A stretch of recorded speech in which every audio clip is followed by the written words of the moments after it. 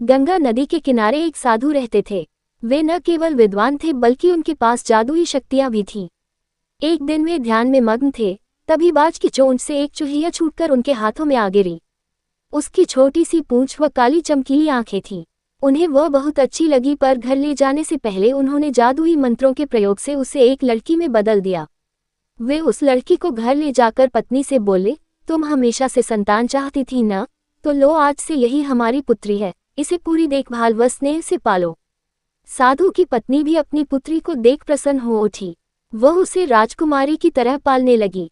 साल बीतते गए, नन्ही लड़की एक सुंदर युवती बन गई। जब वह 18 वर्ष की हुई तो साधु व उसकी पत्नी उसके लिए वर तलाशने लगे। साधु ने कहा, मेरी बिटिया का विवाह ऐसे व्यक्ति से होना चाहिए जो सबसे बड़ा हो। मेरे हिसाब से सूर्य ठीक रहेगा। पत्नी ने भी हामी भरी। उन्होंने जादुई मंत्रों के प्रयोग से सूर्य को नीचे बुला लिया। उन्होंने उसे अपनी पुत्री से विवाह करने को कहा, पर पुत्री ने पहले ही न कर दी।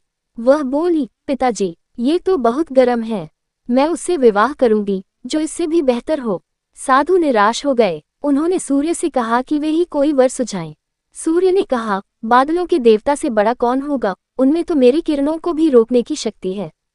साधु ने बादलों को नीचे बुलाया व अपनी पुत्री से विवाह करने को कहा, पर इस बार फिर पुत्री ने मना कर दिया। वह बोली, ये तो कितना बदसूरत है, मैं इससे विवाह नहीं कर सकती। साधु ने बादल देवता से कहा कि वही कोई अच्छा वर सुझा दें। वे बोले, पवन देवता ठीक रहेंगे, वे तो मुझे भी अपने फूंक से उड़ा देते हैं। साधु ने पवन देवता को बुलाकर अपनी पुत्री से विवाह करने को कहा। पुत्री ने फिर इनकार कर दिया। वह बोली, मैं इससे शादी नहीं करूंगी, ये तो कहीं टिकते नहीं, हमेशा यहाँ वहाँ भागते रहते हैं। साधु ने पवन देव से पूछा, क्या मेरी पुत्री के लिए ऐसा वर हो सकता है जो आपसे भी बेहतर हो? पवन देव ने कहा कि पर्वत देव मजबूत व ऊंचे हैं, वे मेरा भी रास्ता रोक देते हैं। साधु ने पर्वत देवता से कहा कि वह उसकी पुत्री से विवाह कर ले। पुत्री ने फिर से मना कर दिया। वह बोली, ये तो बहुत लंबे, सख्त व कठोर हैं, मैं इनसे विवाह नहीं कर सकती, इनसे भी कोई बेहतर चाहिए। पर्वत देवता ने चूहे का नाम सुझाया। वे बोले, माना मैं काफी सख्त, मजबूत व ऊंचा हूं, पर चूहे मुझमें भी आसानी से बिल बना सकते हैं। साधु ने चूहे को बुलाया। उसे देखते ही उसकी पुत्री खुशी से उछल पड़ी। हाँ पिताजी, यही तो है वह, मैं जिससे शादी करना चाहती थी। साधु ने सोचा, इसे ही किस्मत कहते हैं। यह एक चूहिया थी और एक चूहे से विवाह करना ही इसके भाग्य में लिखा है।